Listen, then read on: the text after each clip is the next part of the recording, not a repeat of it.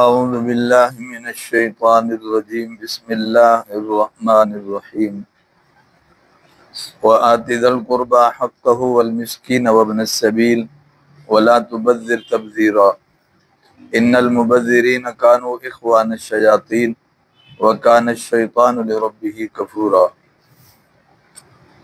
پچھلی آیات میں والدین کے کچھ حقوق بیان ہوئے ہیں اور ان کے ساتھ حسن سلوک کا حکم تھا۔ اب اس میں مزید حقداروں کا بھی حق بیان کیا جا رہا ہے، یعنی والدین کے بعد اور جن کا حق بنتا ہے ان کا ذکر ہے آج کے سبق میں۔ وَآتِ ذَا الْقُرْبَى حَقَّهُ، اور دے قرابت والوں کو، رشتہ داروں کو، حقہ، ان کا حق، والمسکین، اور مسکین کو۔ مسکین وہ ہے جس کے پاس ایک وقت کا بھی کھانا نہ ہو، وہ مسکین ہے۔ وابن السبیل، اور مسافر کو۔ ظاہر ہے مسافر سے وہی مراد ہے جو مسافر ہو اور پھر حقدار ہو۔ مسافر بے شک ملکیت کے اعتبار سے وہ بڑی رقم کا یا بڑی چیز کا بھی مالک ہو، لیکن سفر میں وہ تنگ دست ہے تو اس کی وہاں ملکیت کا اعتبار نہیں ہوگا، اس کو مسافر سمجھ کے حقدار سمجھا جائے گا۔ تو دیر رشتہ داروں کو، قرابت والوں کو ان کا حق، اور مسکین کو اور مسافر کو۔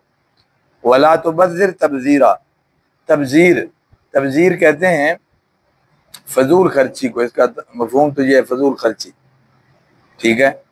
اور ولا تبذر تبذیرا، نہ فضول خرچی کر، فضول خرچی کرنا، یا مفتی شفیع صاحب رحمۃ اللہ علیہ نے اس کا ترجمہ کیا ہے جو ہماری زبان سے ملتا جلتا ہے۔ جو فضول خرچی کرتا ہے تو اس کو کیا کہتے ہیں؟ پیسے اڑانا ہیں، یہ ایسے ہی اڑا دیتا ہے۔ تو انہوں نے اس کا ترجمہ کیا ولا تبذر تبذیرا، اور نہ اڑا بے جا، اور نہ اڑا تو بے جا، بے جا یعنی ضرورت کے بغیر پیسے نہ اڑا، نہ اڑا تو بے جا۔ ان المبذرین، بے شک پیسے اڑانے والے یا مال اڑانے والے یا فضول خرچی کرنے والے، کانو اخوان الشیاطین، وہ شیاطین کے کیا ہیں؟ بھائی ہیں۔ وَكَانَ الشَّيْطَانُ لِرَبِّهِ كَفُورًا، اور شیطان اپنے رب کا ناشکرا ہے، اس کی دوستی اچھی علامت نہیں ہے۔ شیطان اپنے رب کا کیا ہے؟ ناشکرا ہے۔ کسی کام کی نسبت شیطان کی طرف کرنا یہ غیرت دلانے کے لیے، شرمندگی کے لیے ہوتا ہے کہ میں ویسا نہ بنوں۔ یہ تو شیطان کا کام ہے، مومن کا کام نہیں ہے، اس لیے اس کی نسبت شیطان کی طرف کی گئی۔ توجہ فرما رہے ہیں۔ بے شک اولی حق تو والدین کا ہے رشتے کے اعتبار سے، اور ان کے ایک عظیم منصب کی بنیاد پر جو والدین والا ہے ان کا حق پہلے بتلایا، لیکن اس کے بعد بھی حقدار تو ہیں۔ یہاں چند ایک کا ذکر کر دیا جس میں قرابت داروں کا، رشتہ داروں کا بیان ہے۔ ایک صاحب ایمان کے لیے یہ ایک مشکل عمل ہے، انتہائی مشکل عمل ہے، اس لیے کہ انسان کے مزاج ایک جیسے ہیں۔ قرابت داری میں، رشتہ داری میں حسد، عداوت، دشمنی، سمجھداری بات، کمزوریاں یہ شروع سے چلی آ رہی ہیں، کوئی آج کا کوئی نیا مسئلہ نہیں ہے۔ لہذا شروع سے ہی آپ کے سامنے نبی علیہ السلام کا زمانہ دیکھیں، قریشی کے مقابلے میں آئے، سمجھ آ رہی بات؟ تو رشتہ دار کے مقابلے میں آئے، تو بنو اسماعیل اور بنو اسرائیل ایک ہی جد امجد کی اولاد ہیں، لیکن بنی اسرائیل نے بنو اسماعیل کو تسلیم نہیں کیا، جس کا مطلب ہے کہ یہ حسد، یہ کمزوریاں، یہ خرابیاں یہ شروع سے رہی ہیں رشتہ داری میں۔ مولانا مکی صاحب سے کسی نے پوچھا کہ میرے رشتہ دار اچھے نہیں ہیں اور میرے ساتھ وہ اچھا سلوک نہیں کرتے، میں ان کا بڑا دھیان کرتا ہوں، شریعت پر چلنے کی کوشش کرتا ہوں، لیکن اس کے باوجود وہ میرے ساتھ اچھا معاملہ نہیں کرتے۔ تو فرمانے لگے رشتہ دار تو اللہ کے نبی کے بھی اچھے نہیں تھے، انہوں نے جو کیا تمہارے سامنے ہے۔ اب اللہ کے نبی میں تو کوئی کمزوری نہیں تھی، کہ آپ کی طرف سے کوئی زیادتی ہو گئی ہو, کوئی غلطی ہو گئی ہو تو ان کو موقع ملا ہو.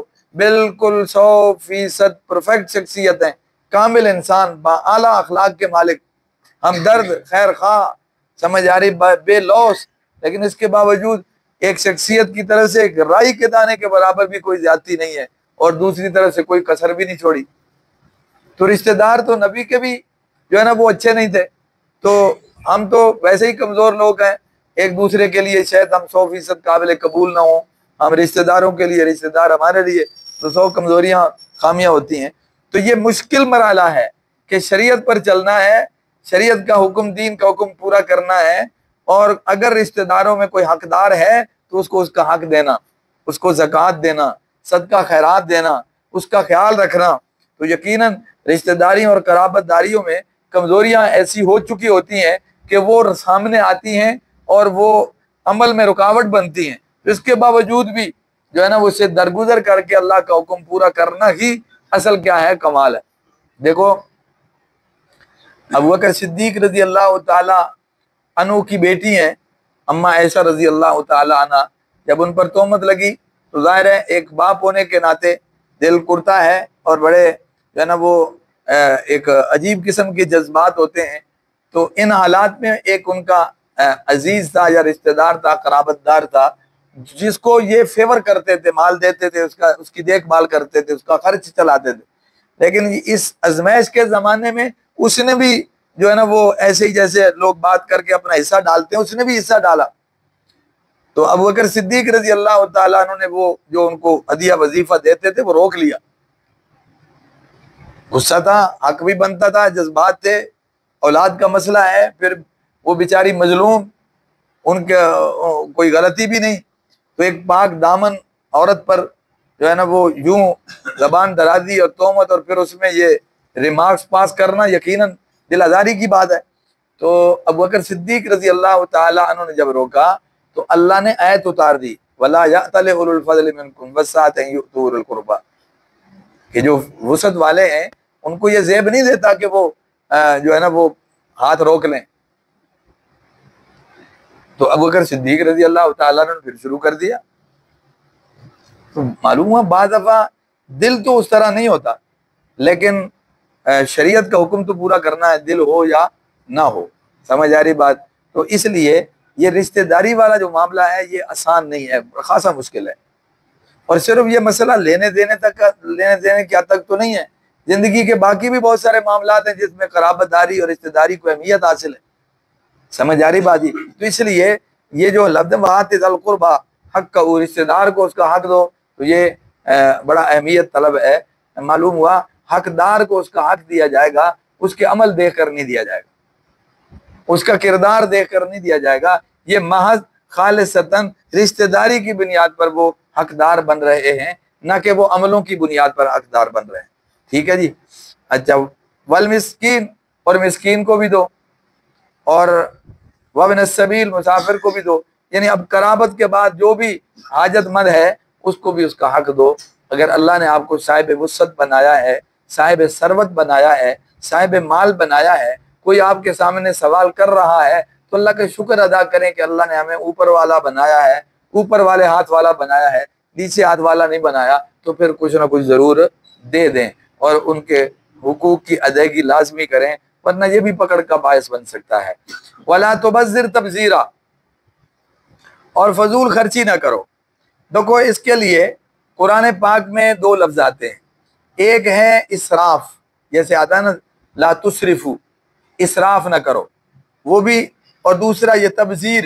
یہ بھی دونوں لفظ جو ہیں یہ بعض علماء نے تو یہاں تک لکھا ہے کہ ایک ہی مفہوم ہے, جس کا مطلب بنتا ہے کہ گناہ کے کام پہ بھی خرچ نہ کرو اور بے جا بے موقع بھی خرچ نہ کرو. اس میں یہ دونوں برابر ہیں, تبذیر کا بھی یہی معنی ہے اور اسراف کا بھی یہی مفہوم ہے. لیکن بعض علماء نے تھوڑا سا فرق بھی بتایا ہے کہ یہ فرق بھی ہو سکتا ہے, یعنی لفظوں کو سامنے رکھتے ہوئے, پھر ان کے استعمال کو سامنے رکھتے ہوئے یہ فرق بھی ہو سکتا ہے. وہ یہ کہ یہ جو تبذیر ہے اس کا تعلق ہے کہ آپ گناہ کے کام پہ خرچ نہ کریں اور بے جا بے موقع خرچ نہ کریں, اس کو تبذیر کہتے ہیں. اگر کوئی گناہ کے کام پہ خرچ کرتا ہے اور بے موقع خرچ کرتا ہے تو یہ تبذیر ہے.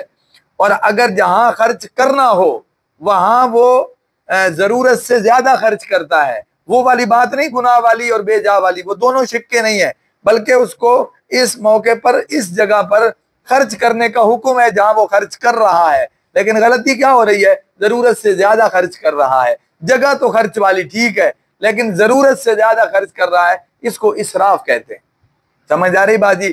گناہ کی جگہ پہ خرچ کرنا اور بے موقع خرچ کرنا یہ تبذیر کہلاتا ہے, اور جہاں خرچ کرنا ہو وہاں ضرورت سے زیادہ خرچ کرنا اسراف کہلاتا ہے. قرآن پاک میں ہے کلوا واشربوا ولا تسرفوا, کھاؤ پیو اور فضول خرچی نہ کرو. یعنی کھانا تو حق ہے, پینا بھی حق ہے, یہ جگہ ہے کھانے پینے کا انتظام ہونا چاہیے, لیکن اس میں فضول خرچی نہ کرو. جتنا پیا جا رہا ہے اس سے زیادہ ضائع ہو رہا ہے, اور جتنا کھایا جا رہا ہے اس سے زیادہ کیا ہو رہا ہے؟ ضائع ہو رہا ہے. تو اس کا مطلب ہے یہ اسراف ہے کہ خرچ یہاں ضرورت تو تھی استعمال کی اور خرچ کی, لیکن ضرورت سے زیادہ کیا ہے تو یہ اسراف کہلائے گا. تو بہرحال دونوں کی ممانعت ہے. ان المبذرین کانوا اخوان الشیاطین, فضول خرچی کرنے والے لوگ, بے جا پیسہ اڑانے والے لوگ, بے محل دولت کو ضائع کرنے والے لوگ, گناہ کی جگہ پہ خرچ کرنے والے شیطان کے بھائی ہیں. اس لیے کہ شیطان بھی تو یہی چاہتا ہے, گناہ اس کا پسندیدہ مشغلہ ہے. شیطان کا گناہ اس کا پسندیدہ مشغلہ ہے, اور وہ یہ چاہتا ہے کہ لوگ گناہ پہ لگ جائیں. تو معلوم ہوا روئے زمین پر جو بندہ بھی جب بھی گناہ کرے گا تو سمجھو اس نے شیطان کا کام آسان کیا ہے, اس کے مشن کو آگے بڑھایا ہے, اس کی پسند کو پورا کیا ہے. تو پھر یہ شیطان کا دوست ہو سکتا ہے, یہ قطعاً اللہ کا دوست نہیں ہو سکتا. اس لیے اس کی نسبت شیطان کی طرف کی. وَكَانَ الشَّيْطَانُ لِرَبِّهِ كَفُورًا, آگے مزید شرم دلانے کے لیے کہ دیکھو جب شیطان کے دوست ہو تو تمہیں پتہ ہے شیطان کیسا ہے. شیطان تو رب کا ناشکرا ہے, تو پھر تم کیا لکھے جاؤ گے؟ تم بھی تو ناشکرے ہی لکھے جاؤ گے. تمہاری دوستی شیطان سے اور شیطان ناشکرا ہے, تو پھر تمہیں وہ ناشکری سکھائے گا نا. تم اس کے مشن پر چلو گے تو اسی جیسے بنو گے. جیسا دوست ہوتا ہے ویسے ہی اس کے اثرات ہوتے ہیں. نبی علیہ السلام نے اسی بات کو سمجھانے کے لیے ایک مثال ارشاد فرمائی کہ ایک آدمی کی دوستی بھٹی والے سے ہے, وہ اس کے پاس بیٹھتا ہے, گپ شپ مارتا ہے, تو اس کو گرمی بھی آتی ہے, اس کو دھواں بھی آتا ہے. سمجھ آ رہی بات؟ اس لیے کہ اس کی بیٹھک اس کے ساتھ ہے, تو وہ ضرور کپڑے کالے ہوں گے, ہاتھ کالا ہوگا, لباس کالا ہوگا.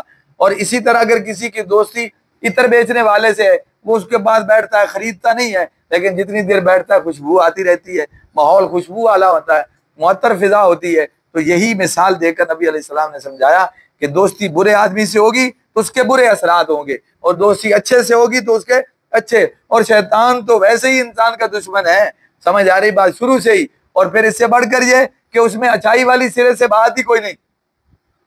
جیسے فرشتوں میں کوئی برائی نہیں ہے, سمجھ آ رہی, اسی طرح شیطان میں کوئی اچھائی نہیں ہے, برائی برائی ہے. تو پھر اس کا دوست بن کر کوئی اچھا کیسے رہ سکتا ہے؟ آج کل کے زمانے میں آپ دیکھیں تو لوگوں کی دوستیاں برے لوگوں سے اور بڑی ڈھٹائی سے کہتے ہیں ہم ایسے نہیں ہیں. تو کب تک بچیں گے آپ؟ اب جب دوستی رکھتے ہیں تو پھر اس کے اثرات بھی ہوں گے, آج نہیں تو کل ضرور. اس آدمی ماحول جو ہے وہ آدمی پر اثر انداز ہوتا ہے. اور اسی طرح جو ہوتی ہے مجلس, سمجھ آ رہی بات, اور اسی طرح محفل یا اس کے ساتھ اٹھک بیٹھک جو ہے یہ ضرور اثر انداز ہوتی ہے. تو اس لیے جہاں قرآن پاک نے یہ بتلایا کہ یہ فضول خرچی کرنے والے شیطان کے دوست ہیں, اور شیطان اللہ کا ناشکرا ہے, تو یقیناً گویا اس کی دوستی سے ناشکرا پن پیدا ہوگا. حالانکہ ایک صاحب ایمان کو اللہ کا شکر گزار بندہ بننا چاہیے. اللہ سمجھ نصیب کرے. اللہ